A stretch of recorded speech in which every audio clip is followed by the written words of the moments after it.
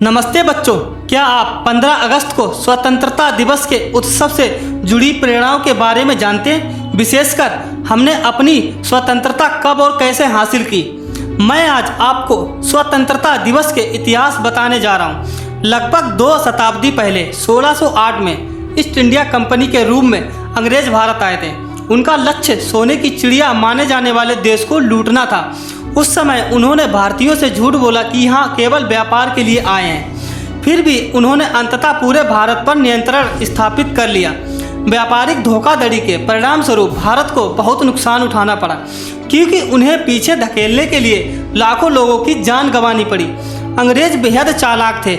जब यह मंगल पांडे को एहसास हुआ कि 1857 में अंग्रेजों ने अपनी ही इमारतों में भारतीयों को गुलाम बना के बंद कर रखा था, अंग्रेजों ने भारतीयों के खिलाफ इस क्रूर भेदभाव किया कि जैसे वो इंसान ना हो, जैसे अत्याचार कर रहे हैं। इसलिए उन्होंने भारत को उनसे मुक्त कराने का निर्णय लिया।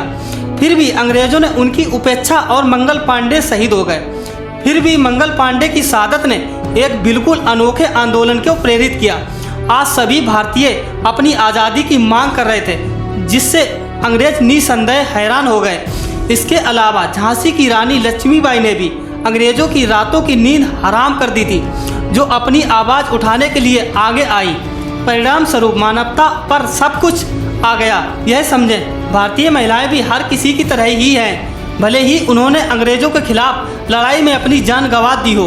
उनके पीछे गदर पार्टी ने अंग्रेजों के लिए मुश्किलें पैदा की, लेकिन एक एक करके सभी लोग मारे गए। खासकर सबसे कम उम्र के व्यक्ति करतार सिंह सराबा 19 वर्ष की अल्प आयु में निधन हो गया। सबसे कम उम्र शहीद होने वाले सबसे पहले भारतीय थे भगत सिंह, जिनका सपना बचपन से ही एक ही था, भारत को ब्रिटिश शासन से मुक्त कराना। अंग्रेजों द्वारा निर्दोष लोगों पर गोलियों चलाने का भगत सिंह पर बड़ा प्रभाव पड़ा। 13 अप्रैल 1919 को बैसाखी के दिन जलियांवाला बाग में भारतीयों की मृत्यु हो गई और परिणाम स्वरूप उन्होंने बड़ी संख्या में किताबें पढ़ी।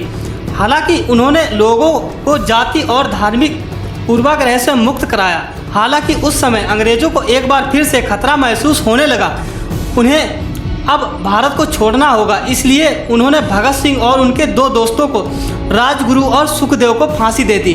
इन वर्षों लाखों भारतीयों की शहादत का सामना करना पड़ा और भगत सिंह की मृत्यु के साथ देश एक साथ आया और स्वतंत्रता की अपनी यात्रा शुरू की। राष्ट्रीय नायकों में महात्मा गांधी और पंडित जवाहरलाल नेहरू के नेतृत्व में देश आज़ाद हुआ। इसका सबसे बड़ा श्रेय कांग्रेस पार्टी को मिला। सुभाष चंद्र बोस की एक स्वतंत्रता योद्धा थे।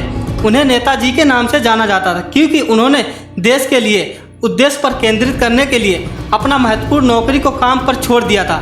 फिर भी जब अंग्रेजों को पता चला कि भारत स्वतंत्रता की ओर बढ़ रहा है, उन्होंने फिर से मुसलमानों और हिंदुओं को आपस में बांटकर फूट डालो, राज करो अपनी नीति शुरू कर दी।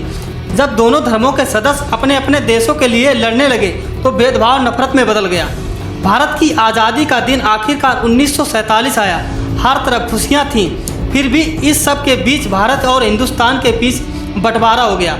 अधिकांश मुसलमान पाकिस्तान चले गए, लेकिन भारत में हिंदू और सिख अधिक थे। इस तथ्य को ध्यान में रखते हुए इस विभाजन में हजारों लोग ने जान ले ली। भारत ने ब्रिटेन से स्वतंत्रता हासिल की। भारत के पहले प्रधानमंत्री जवाहरलाल नेहरू थे, जिन्हें पंडित जवाहरलाल नेहरू के नाम से भी जाना जाता। अगर आपने पूरा वीडियो देखा है तो दिल से नमन है आपको। आप सभी भारतीयों को जय हिंद। देशवासियों को हमारे तरफ से बहुत बहुत